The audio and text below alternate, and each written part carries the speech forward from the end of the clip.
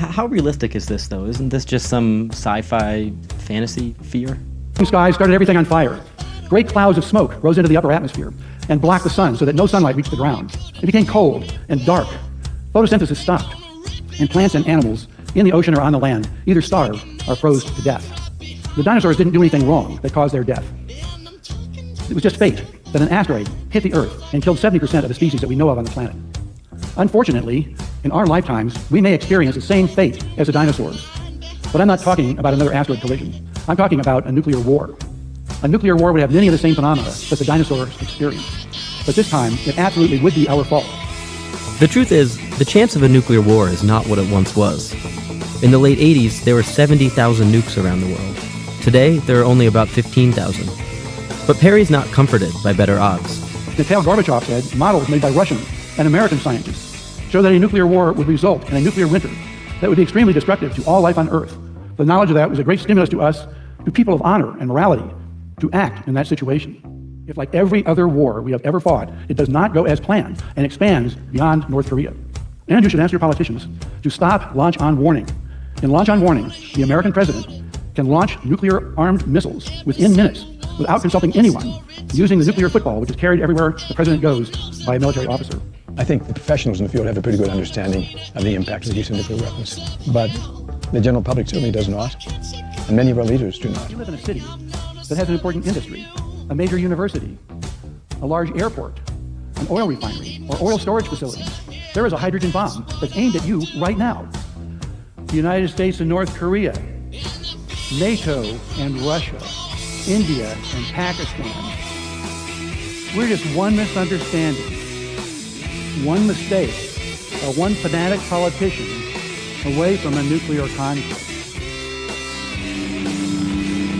Since the dawn of the nuclear age of the 1940s, global stability has rested on a certain set of assumptions.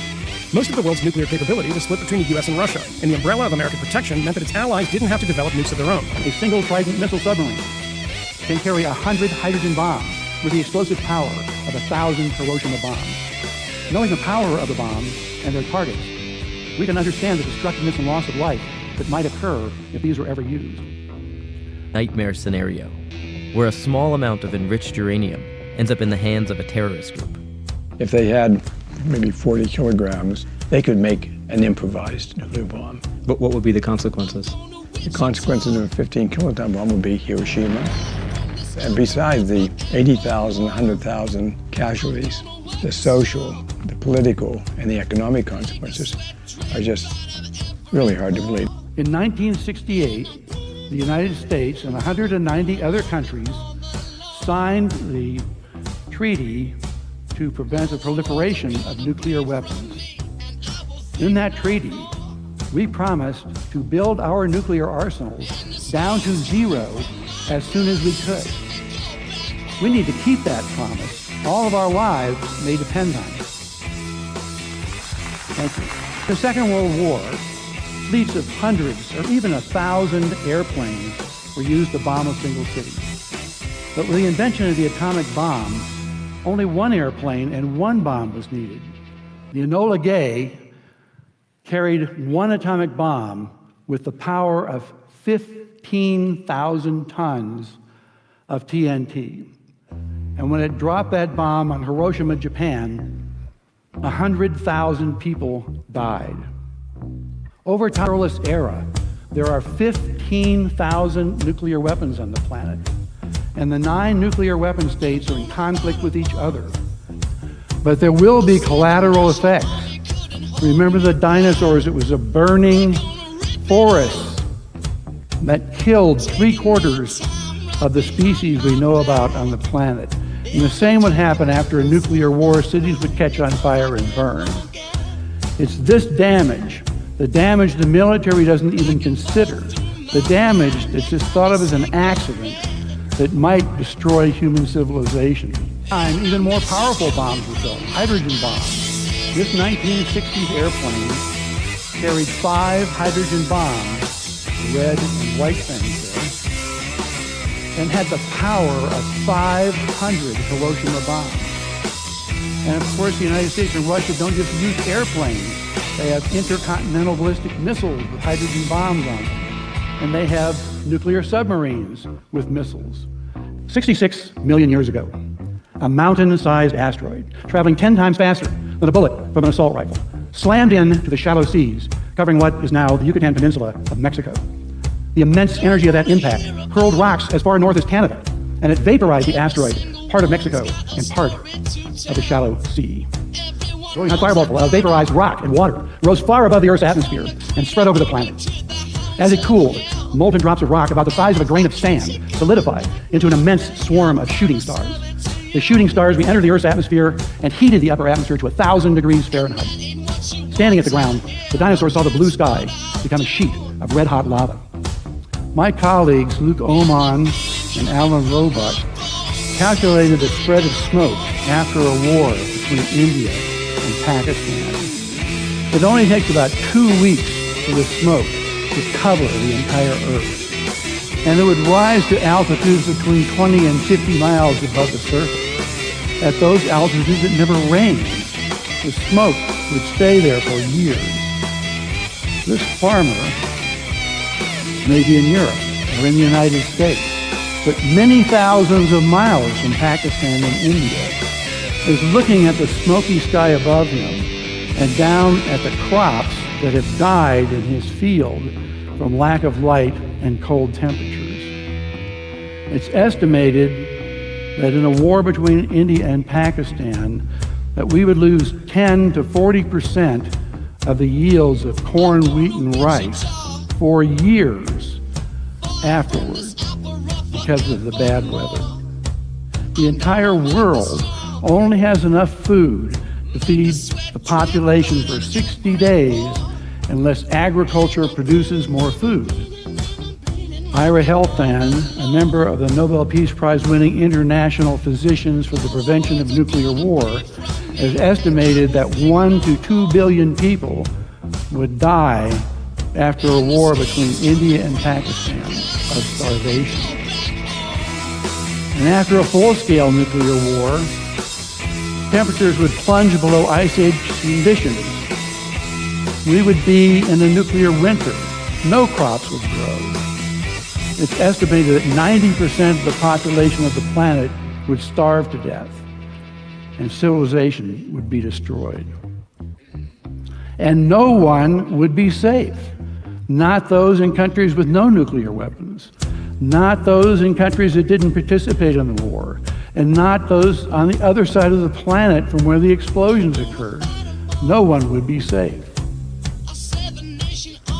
If you live in a city that has a military base, there's a missile that's aimed at you right now. Even a war between India and Pakistan, two of the smallest nuclear powers, with only a few hundred weapons of about the size of a Hiroshima bomb, we might die as unintended consequences that the Indian and Pakistani generals never even gave us a thought about. I bet you're not getting a warm and fuzzy feeling out of this talk. But we don't have to just keep plodding on like we have been, walking toward disaster. We can do things to stop a nuclear war and prevent global starvation and the end of human civilization. In the 1980s, politicians recognized the dangers of a nuclear conflict and did things about it. Nowadays, politicians don't seem to understand the dangers of these wars, and the younger generations hardly give nuclear conflict a thought. We baby boomers had this drummed into us. In grade school, we were taught duck and cover drills and how to get under our desks in a hopeless attempt to avoid the nuclear explosion.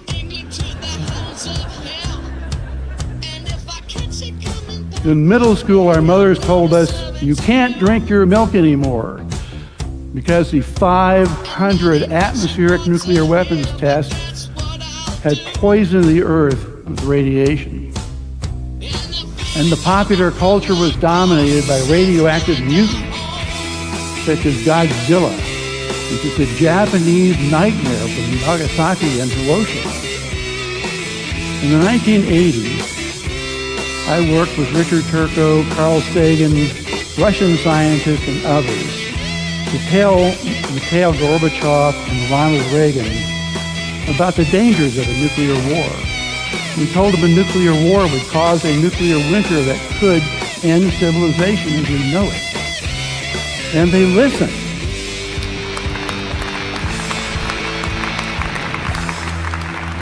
Ronald Reagan said, a great many reputable scientists are telling us that such a war could just end up in no victory for anyone because we would wipe out the earth as we know it. And we have the possibility of a regional nuclear war between Pakistan and India, for example, even if they use only half of their nuclear arsenal. Those bombs would put enough smoke in the air and enough dust in the air that would go up and settle in the stratosphere, then distribute itself around the planet, would block the rays of the sun for years to come. There could be millions of people die from that alone. That's a horrific vision. Does it keep you up at night? The one that really keeps me up at night is the one which is not as probable, and that is that somehow Russia and the United States blunder into a nuclear war. An all-out general nuclear war between the United States and Russia would mean no less than the end of civilization. That's not being dramatic, that's not being hyperbolic, that's just what would happen. Today, Russia and the US have 90% of the world's remaining nukes, many of them old and prone to error and false alarm. And they're in the hands of leaders who Perry sees as having cavalier attitudes about their potential. Are there things you see with President Trump that concern you? Yes, I think unlike President Obama, he doesn't have a clear understanding of what the nuclear issues are and what the nuclear dangers are. Secondly, I think he's demonstrated an impulsive temperament. The first of them is solvable. We can learn more if he cares to do it. The temperament issue, I'm afraid, is just there. And that's why, at the age of almost 90, you're here in Mexico City and not on a golf course. Exactly right. One person can only do so much, and I think I do. Let us imagine, for example, that the United States attacks Pyongyang, North Korea, the capital, with the smallest bomb carried on a Trident missile submarine.